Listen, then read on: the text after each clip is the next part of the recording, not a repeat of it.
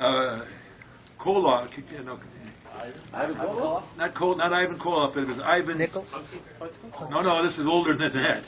One of the tag teams way back when. Swedish Angel? No, not that old. But they'd take a sledgehammer, he'd hold a block on his head, and he'd break the block. And Nikita the hammer would come Koloff? right here, just miss him. Yes, sir. Mr. Myers, I'm a big fan of yours going back to the Mighty Igor days, Bulldog Growler. You're from Detroit. Sorry, guy. I have a question in terms of, I haven't read your book yet, but how did you end up in the movie Ed Wood? How did Tim Burton buy you for the part? Because I'm such a great actor. He's a tremendous actor. He called me and he said that they were looking all over for this guy to play this part. I didn't know who Tor Johnson was. And he was looking for this guy to play this part, and he was a movie star. Looked just like a movie star. Then I researched the part and found out he was the first guy to do monster movies without makeup. That's how I got the part. I actually didn't know. Yes, sir. What do you think about the wrestlers today? Everybody expects me to knock them. I don't. I'm going to tell you right now, it's a totally different business than what I was in. It's more choreographed and all that sort of thing. They are much better athletes than we were. Very superb athletes. The other part of it is we were much tougher than they are because of the way we were brought up. The world's different now. In those days, if you weren't tough, you were out of here. So that's the difference. But I have nothing but respect for them.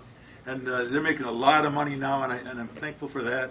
I feel like some of us were just like the foundation for that. But it was very good to me too in my family. I was never a wrestling fan. I was a football guy, and my needs were gone coming out of college, and I ended up looking for a job. I was teaching for $4,300 a year in 1961, and I was looking for a job as a bouncer. And I took my buddy with me, Dave Pierce. We did a lot of things together, and Dave was a huge wrestling fan. And he taught me he told me about Killer Kowalski making all this money. He taught me into calling Bert Ruby, the local promoter, at 2 o'clock in the morning. Now I've had a few drinks. I wanted to be a wrestler. I woke him up. He invited me over. Very nice man. Next day I go over. I don't know what to expect. I know nothing. Didn't watch wrestling. He opens the door, and there I am. He said, "Beautiful." So now I don't know what I'm getting into. I meet his wife and his mother-in-law and his children. I feel a little better. And then he took me to the back and started explaining a little bit to me. Had me take my shirt off. Now, in an interview, taking your shirt off. Come on.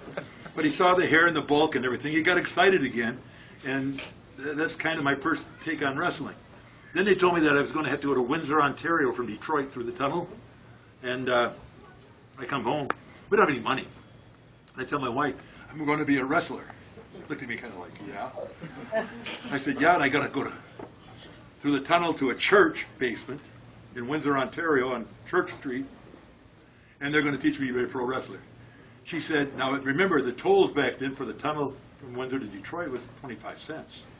She said, you'll never make enough money to pay your way through the tolls. So I had a lot of support going. It turned out pretty good. Anything else? Yes.